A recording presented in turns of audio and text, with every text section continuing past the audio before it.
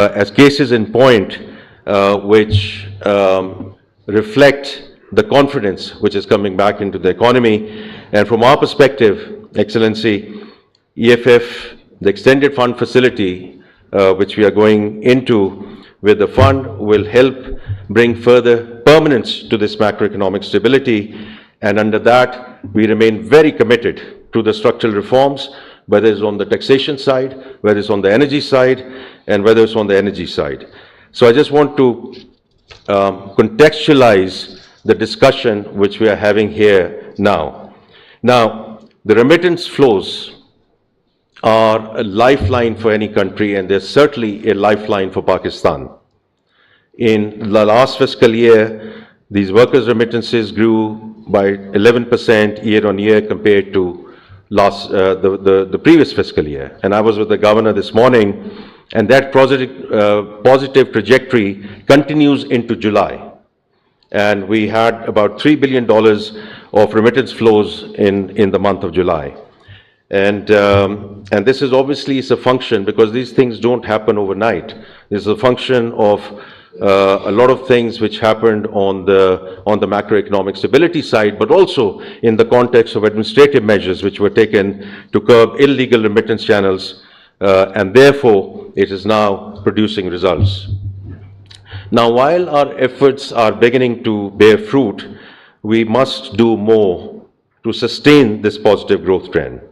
The informal market, unfortunately, still captures a sizable share of the remittance flows.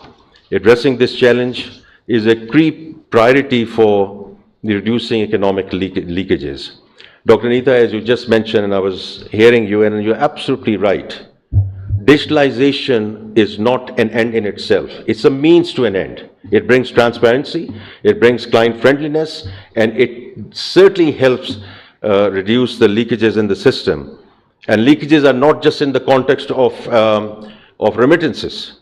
ये जो leakages का कारोबार है, हमने इसको खत्म करना है. And you have been hearing the Prime Minister repeatedly saying, whether these are leakages in our remittance flows, whether these are leakages in our tax system, and whether these are leakages in our power system. We call it leakages, but all of this is ultimately about corruption. And it's about people, process, technology. And we'll need to combine all of these as we go forward, because that's how this economy has to go forward, including the remittance discussion that we are having now. So that's why today's event is so important.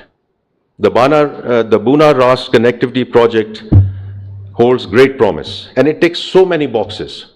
And I'm not going to go into that. I had a long speech which I had written, but Vikas has talked about it in great detail. Then Governor State Bank has talked about the upsides. Dr. Neeta, you mentioned that in terms of how imperative is this initiative, and we make the synergistic agenda make work, because by reducing complexity and the cost, it provides obviously an attractive alternative to formal and otherwise informal channels like Hawala and Hundi. And what I've been told is that it will add additional $6 billion, which in itself is very promising, and I think is the right thing to do. The only thing, Vikas, which I don't agree with is the time period that you are given to me, which is 5 years.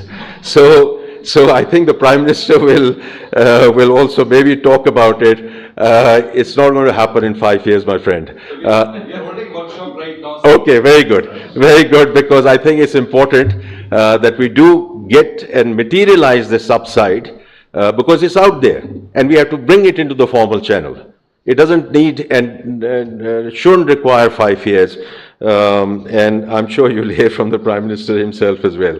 The other thing is about financial inclusion, Dr. Neeta, and fully appreciate what you said. Also with respect to the diversity agenda and the fact that a lot of these remittances are being sent by women, so you're absolutely right. Another thing from my perspective, also in the context of my previous career, in terms of the compliance agenda, in terms of anything that you bring back into the formal channel, KYC, AML, sanctions, transaction monitoring. This is what is going to keep the country